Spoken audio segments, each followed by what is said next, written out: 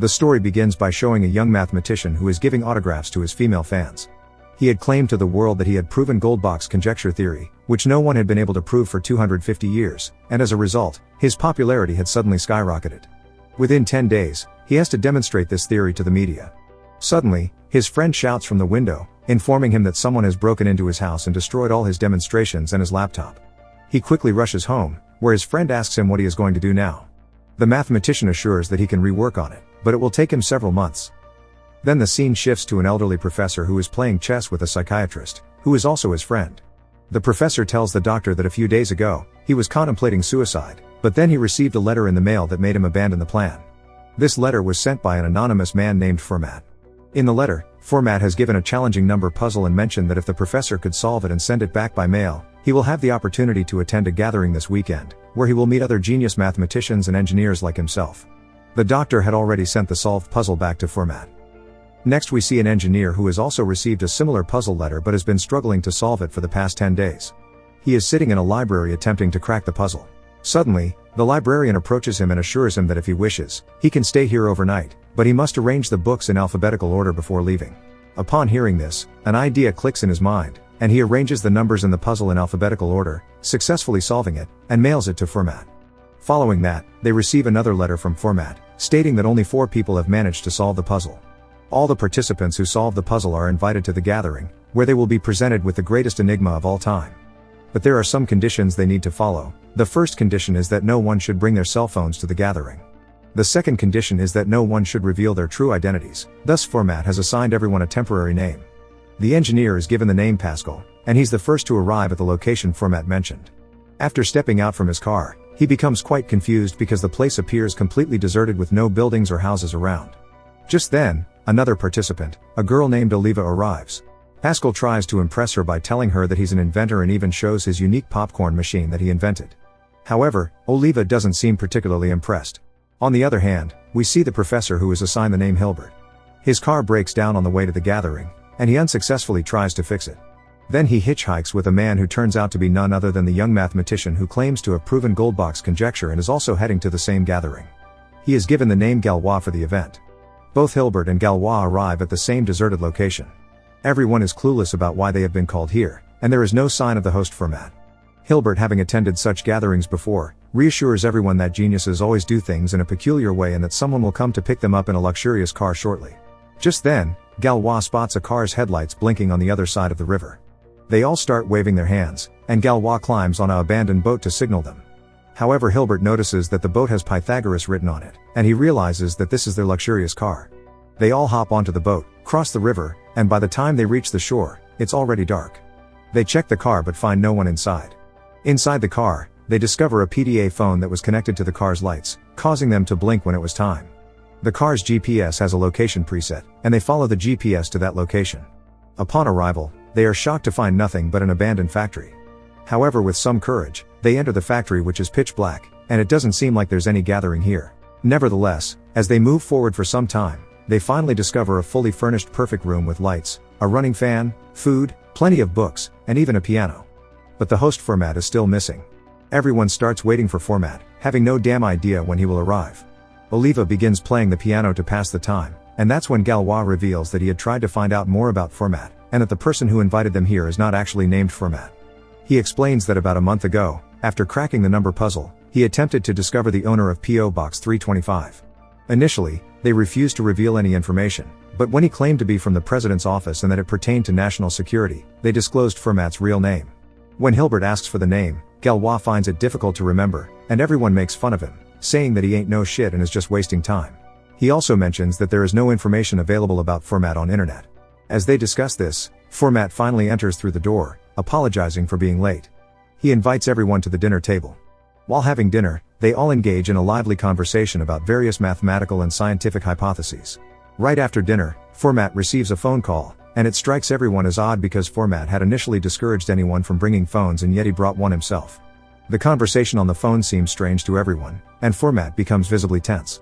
He informs the group that he received a call from the doctor, and they have some news about his daughter who is currently in coma. They have urgently summoned him to the hospital. Due to pesky network issues, Fermat couldn't hear the full details about his daughter's condition. He apologizes to the group and assures them that he will return from the hospital in an hour before rushing out. Pascal notices that Fermat has forgotten his coat and chases after him to return it, but unfortunately he has already left. Suddenly a wallet slips from Fermat's jacket, and Pascal checks it. Inside he finds a picture of a young girl, which leaves him completely dumbfounded. He returns to the room in a tense state, where Galois also checks Fermat's purse, finding his ID inside, which reveals that the man's name is not Fermat but Roman. However, they speculate that just as Roman had given them temporary names, he might have given himself the name Fermat. This realization brings some relief to their confusion. Suddenly the PDA rings, and Oliva checks on it. There's an enigma puzzle with a timer to solve it within 1 minute. The puzzle is about a shopkeeper who has 3 boxes, one with mint-flavored candies, one with chocolate-flavored candies, and one with a mix of both. The labels on all 3 boxes are incorrect. The question is, how many candies must the shopkeeper take out from each box to correctly identify the contents of all 3 boxes? Galois immediately says that they simply take 1 candy from each box to figure out the content of all the boxes. However, Hilbert corrects him, pointing out that the mixed box contains candies of both flavors, so picking 1 candy from each won't distinguish it. He believes it's a probability problem. As they are discussing it, 1 minute passes. Just as the time is up, Pascal, who had been standing and drinking alone near a bookshelf, feels something strange. He approaches the others and tells them that it's not a probability problem, the answer is hidden within the question itself. He explains that every box has the wrong label. For example, the label on the 3rd box says mix, but if they take out 1 candy and it turns out to be mint, it's clear that it's not a mixed box but a mint candy box because the question states that every box is wrongly labeled. Then, if they open the mint labeled box, it will obviously contain chocolate candy, because if it contains mint, then it means that it's a mixed box as they already found mint. But then they are left only with the chocolate labeled box, which contains chocolate. This can't be right because the question says that every box is wrongly labeled. Therefore, the mint labeled box contains chocolate, and nothing else can be possible, and the chocolate labeled box must contain the mixture, and nothing else can be possible. Impressed by Pascal's intelligence, they input the answer on the PDA, which turns out to be correct. However, Pascal, in a tense state, says that the room is shrinking, and he felt it as soon as the PDA's 1 minute timer was over. Everyone is shocked by Pascal's words, and Galois tries to open the door, but it's locked. That's when another enigma appears on the PDA, containing binary numbers. Galois says he can solve it and starts arranging puzzles from a Chinese block game in the room, replacing 1 with white and 0 with black. At that moment, Hilbert stumbles upon an invoice document in the room, revealing that Roman had purchased 4 hydraulic presses in the last 2 months. Hilbert mentions that he has been to many strange and mysterious gatherings where mind-boggling riddles are given, and clues are left in the room to solve them. However, Pascal believes that this is not a game. Roman intends to commit a crime. He explains that Roman has set up a hydraulic press on each wall, connected to the PDA device, and each riddle that appears on the PDA has a time assigned to it. If they delay in providing an answer, the room will start shrinking. Just as Galois is working on the riddle, the timer goes off, and the room begins to shrink. Everyone is terrified, and Pascal calculates that each press moves forward at a speed of 10 centimeters per minute, which means that in an hour, the room will be the size of an elevator, and then it will crush them. They all begin placing a piano and various objects against the walls in an attempt to stop it. Pascal makes fun of them, saying that a hydraulic press can turn a car into a cube of scrap, and yet they believe a piano can stop it. Everyone silences Pascal, pointing out that at least they are doing something instead of just standing around and drinking. However, the piano crumbles under the pressure of wall, making them realize they can't stop the hydraulic press, and Galois returns to solving the riddle. Hilbert suggests that if they solve each riddle on time the walls won't advance, but Pascal argues that we are humans not machines, and after a while we will get tired and the walls will crush us. Oliva asks what could be Roman's ultimate goal is and why he wants to kill them. That's when Pascal reveals a shocking truth and says that Roman wants revenge from him. He reveals that a few years ago, he was driving to an important business meeting when he accidentally hit a girl who was crossing the road without any traffic lights. He called an ambulance, but he left the scene before it arrived because he was running late. The next day, he went to the police station to apologize to the girl's family, but the police didn't let him meet them. Later, he found out that the girl had fallen into coma. Today, when he saw the photo in Roman's purse, he realized she is the same girl, and now Roman wants to take revenge on him for his daughter's condition. Just then, Galois successfully completes the puzzle, which happens to resemble a face. He quickly types face as the answer on the PDA, only to be met with the disheartening buzz of rejection. Oliva looks at the puzzle game and corrects him that it's not a face but a skull. Galois types the answer again and it turns out to be correct this time and the room stops shrinking. Galois then asks Pascal, why did Roman trap them if his only intention is to take revenge on Pascal? Pascal explains that Roman's true intention is to kill only him. The 3 of them are just circumstantial victims in this room. As they are discussing, another enigma appears on the PDA, and Hilbert starts reading it. Imagine there is a room with one light bulb, and 3 switches outside. Only one of these switches controls the light bulb inside the room. The catch is that you can't see the bulb from where you are standing, and you can only turn on one switch before entering the room. And once you enter the room, you can't go back to change the switches. Your task is to determine which of the 3 switches controls the light.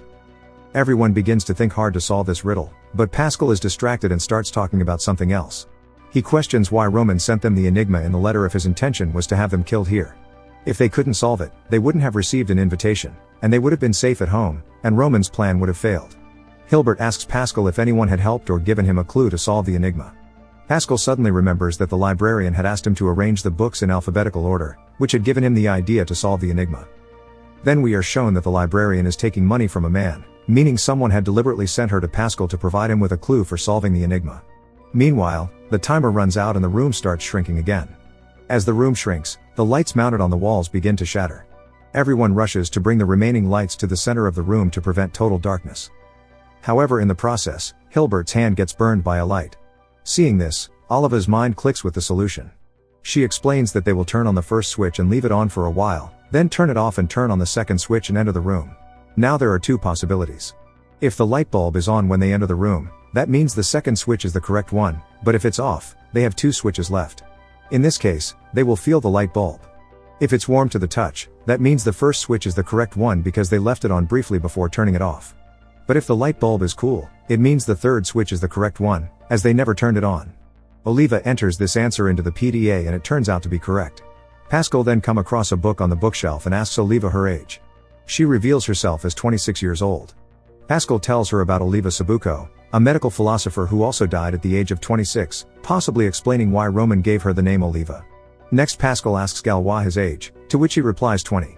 Pascal checks and informs that the mathematician Évariste Galois died at the age of 20. Then he checks his own information and says he is 39 years old, and when mathematician Blaise Pascal died, he was also 39. Galois hastily snatches the book from Pascal and checks for Fermat's information. He finds that Pierre de Fermat died at the age of 57, and Roman's age is also 57 on his ID. Seeing this, Galois loses his mind, believing Roman to be a deranged psycho. He breaks the mirror on the wall, thinking that Roman might be watching them with a camera hidden behind the mirror, but finds nothing there. Just then one more enigma rings the PDA and Oliva starts solving it with the help of Sandbox Timer. The men start brainstorming an escape plan from the room.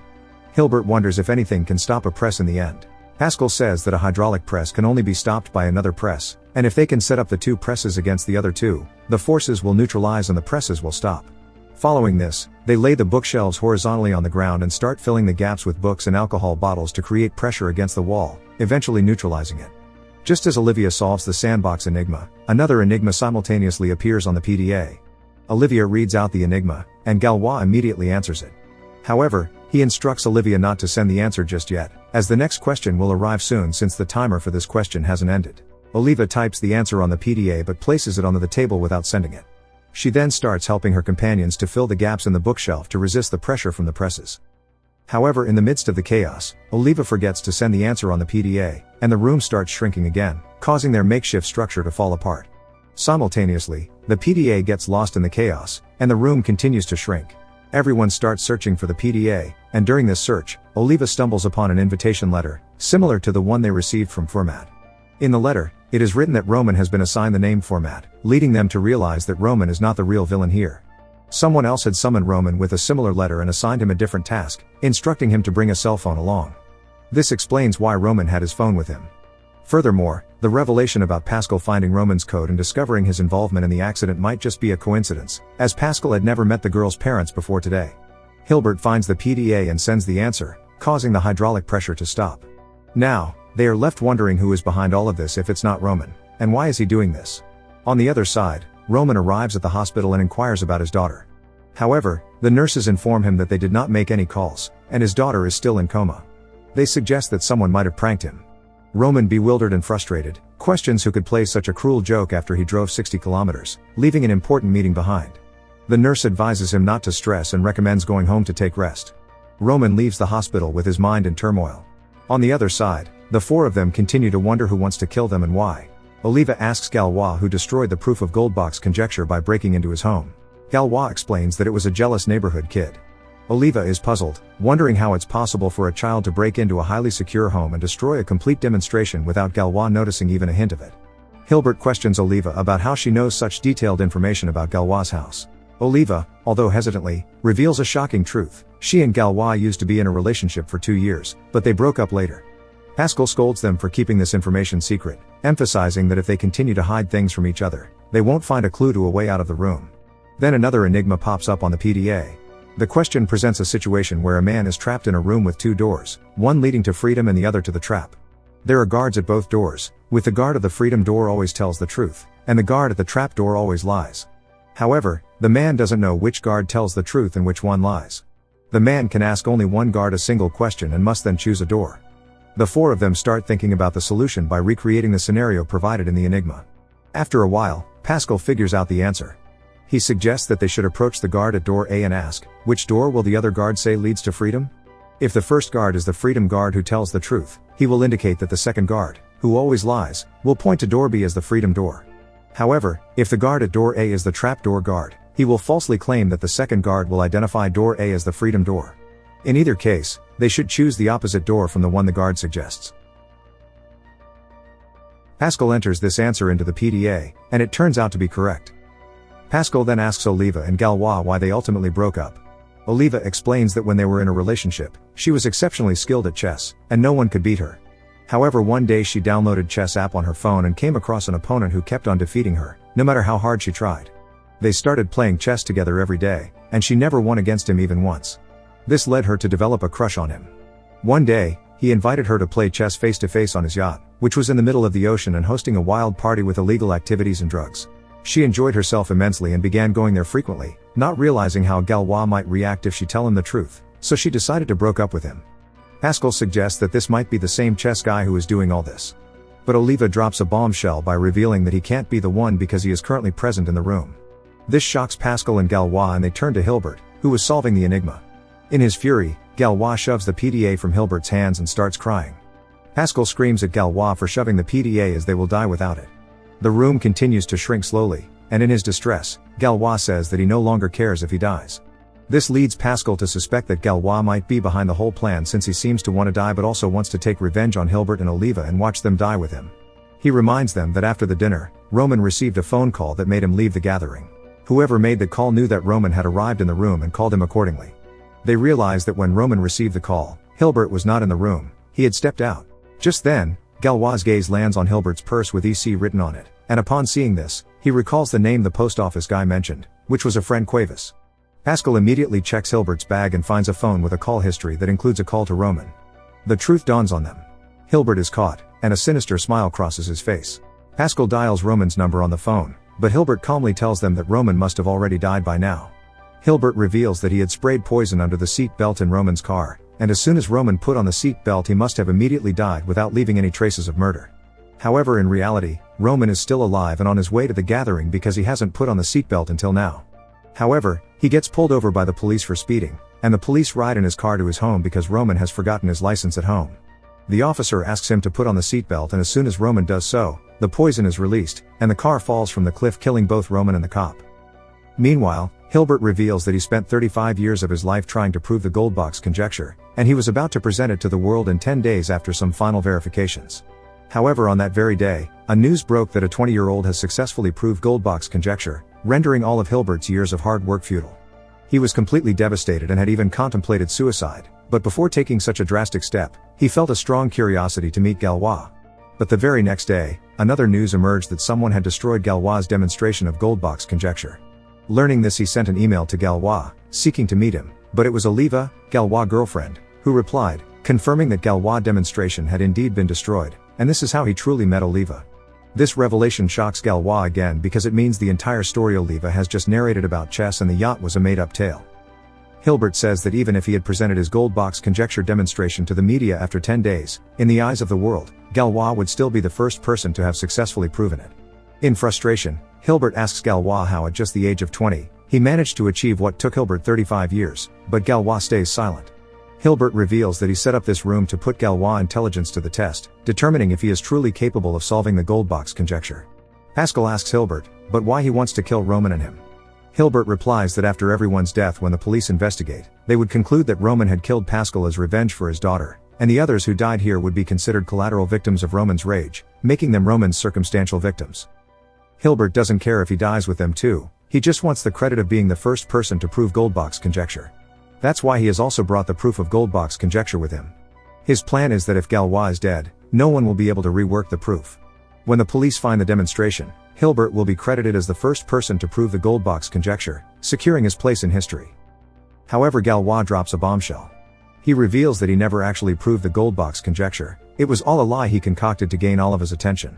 As the lie spiraled out of control, it spread worldwide, and the media began clamoring for his demonstration. Galois was in over his head, not knowing what to do, so he decided to destroy his own house, just to buy himself some time. With that, Hilbert realizes he is the one and only one in this world who has resolved the Goldbach conjecture. However, in a fit of anger, Galois punches Hilbert, causing him to lose consciousness. Pascal scolds Galois for his action since Hilbert was the only one who might have helped them get out of this room. By this point, the room has shrunk so much that the ceiling fans are now scraping against the walls. Pascal then reveals that the mathematician David Hilbert died at the age of 81, and the present Hilbert's age is less than 81, which means that Hilbert had a plan to get out of the room. He further mentions that Hilbert created this trap to test Galois' intelligence, which implies that there should be some way out.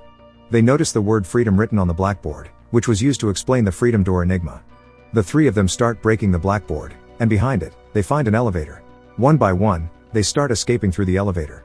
However, Galois takes Hilbert's demonstration with him before leaving. They all safely make their way out and look at the place where they were stuck for hours, just at the brink of death.